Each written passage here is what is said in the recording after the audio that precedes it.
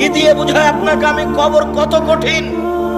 রাসূল সাল্লাল্লাহু আলাইহি ওয়াসাল্লাম বলেন, যখন তাকে কবরে জিজ্ঞাসা করা হবে দ্বীন সম্পর্কে, মুহাম্মদ সাল্লাল্লাহু আলাইহি সাল্লাম সম্পর্কে, ইসলাম সম্পর্কে, সে যদি উত্তর দিতে না পারে, ইয়াদরিবু যারবাতান, এত জোরে তাকে ফেরেশতা মারবেন, ইয়াসিহু সাইহাতান, সে বাপরে মারে করে চিৎকার করবে, ইয়াসমু মাওয়াইদাল মাশরিকুল মাগরিব ইল্লা সাকালাইন, সারা পৃথিবীর জীবজন্তু, কীটপতঙ্গ, পদার্থ, জড় পদার্থ সব কিছু তার চিৎকার শুনতে পাবে, মানুষ আর জিন শুনতে পাবে না।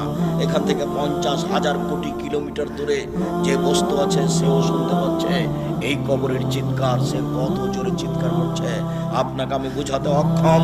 মুহাম্মদ সাল্লাল্লাহু আলাইহি ওয়াসাল্লাম বলেছেন, যে মারে সে চোখে দেখে না, যে মারে সে কানে শুনে না, যে মারে সে ফেরেশতা, তার রং বিভিন্ন ধরনের, কালো নীল, ভিন্ন ধরনের রং, চোখে দেখে না, কানে শুনে না, কোথায় মারছে আর চিৎকার যে করছে ও শুনতে পায় না, যার কারণে তার মারার গতির পরিবর্তন হয় না।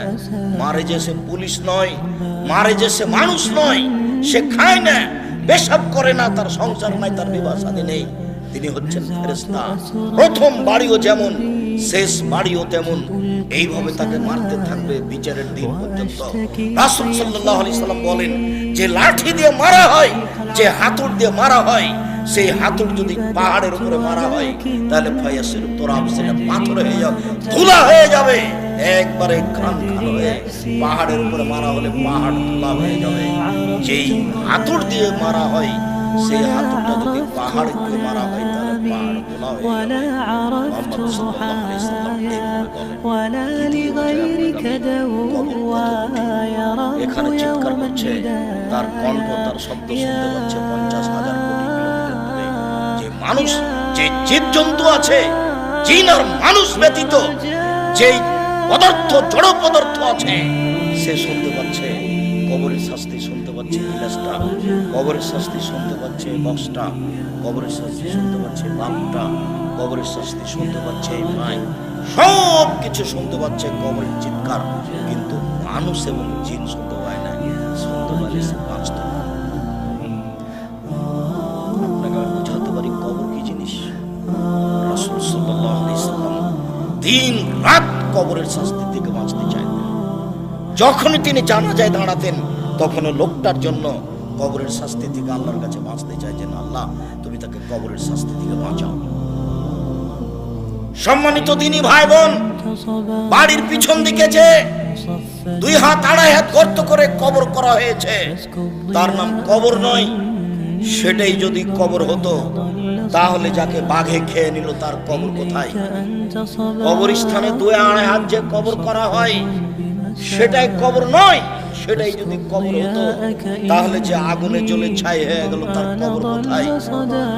সেটাই যদি কবর হতো তাহলে যে পানিতে ডুবে হারিয়ে গেল তার কবর কোথায়? মরার পর থেকে নিয়ে বিচারের দিন পর্যন্ত একটা দীর্ঘ সময়ের নাম কবর, যাকে বলা হয় আলামে বারজাখ। এই দীর্ঘ সময়ের নাম কবর, এটা কোনো জায়গা, কোনো স্থান নয়। সম্মানিত দিনী ভাই বোন, এই দীর্ঘ সময়ের ভালোটা হলো ভালো, খারাপটা হলো খারাপ।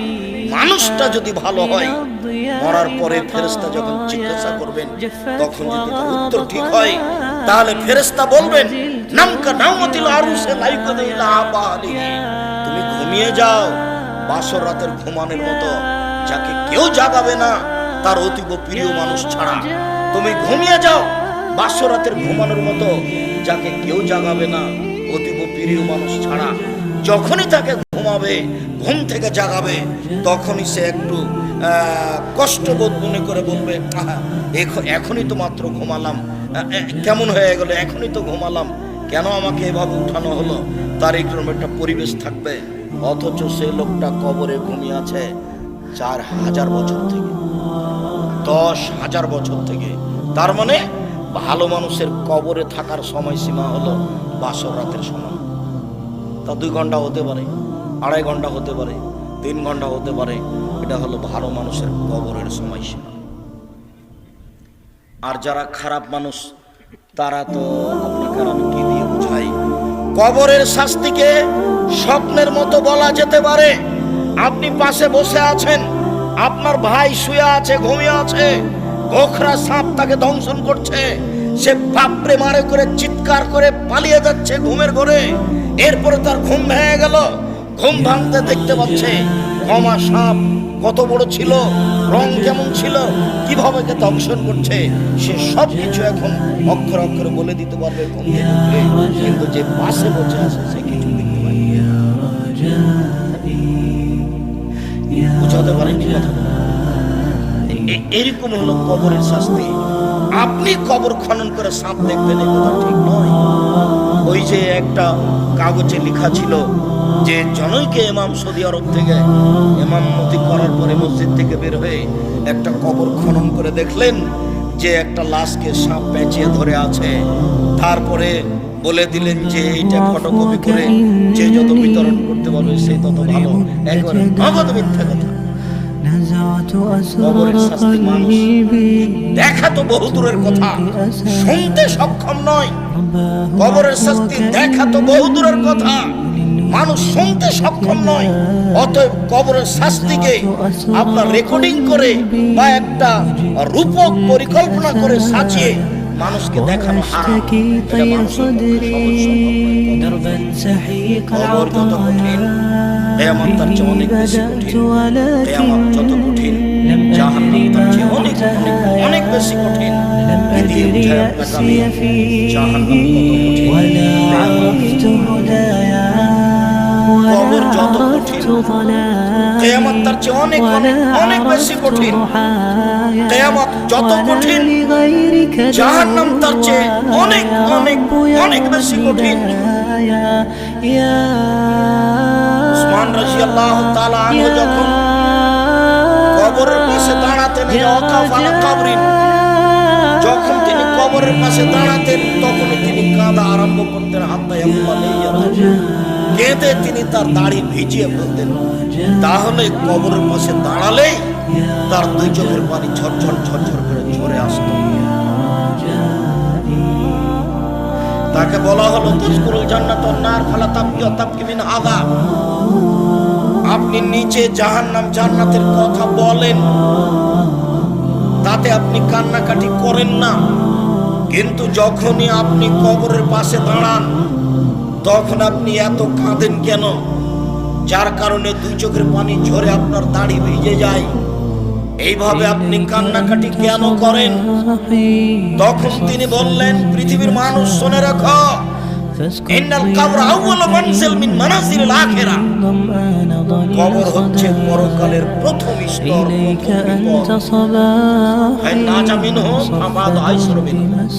মানুষ যদি কবরে বেঁচে যায় তাহলে এরপরে যত স্তর আছে সব সহজ হয়ে যাবে। মানুষ যদি কবরে বাঁচতে না পারে তাহলে এরপরে যত স্তর আছে সব আরো কঠিন। কবর যত কঠিন, কিয়ামত তার চেয়ে অনেক বেশি কঠিন।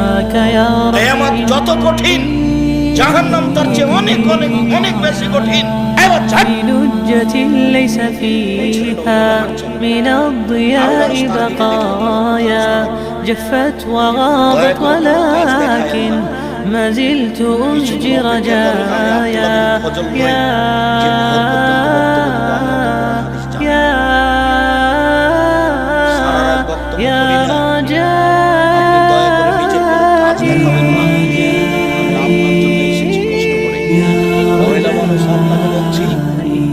ঢং করে এসেছেন, ঢং করে গল্প করতে করতে যান না।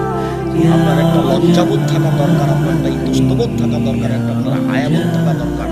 আপনি মহিলা মানুষ, আপনার একটু শরম হয় না কেন? আপনার একটু হায়া হয় না কেন? এত গল্প করেন কেন? ঢং করে গল্প করতে করতে আসলেন, আবার চলে যাচ্ছেন। আপনি বুঝতে পারেন না যে আমি মহিলা মানুষ, আমার একটা লজ্জার ব্যাপার আছে, আমার একটা শরমের ব্যাপার আছে। জাহান্নাম মহিলা দিয়ে ভরা, দিন রাত সূর্যের মুখ হয় না। জাহান্নাম বলতে নারীকে বোঝায়, জাহান্নাম বলতে নারীকে বোঝায়। এ কথা আমরা তো বলিনি, এ কথা মুহাম্মদ সাল্লাল্লাহু আলাইহি ওয়াসাল্লাম বলছেন। আল্লাহ রাসূল বলছেন, আমি জাহান্নামের দিকে তাকিয়ে দেখলাম অধিকাংশই নারী। আবু হুরায়রা রাদিয়াল্লাহু আনহু, এই ছেলে তুমি এভাবে সাড়া দিবা না, কোথায় চুপচাপ বসে থাকো।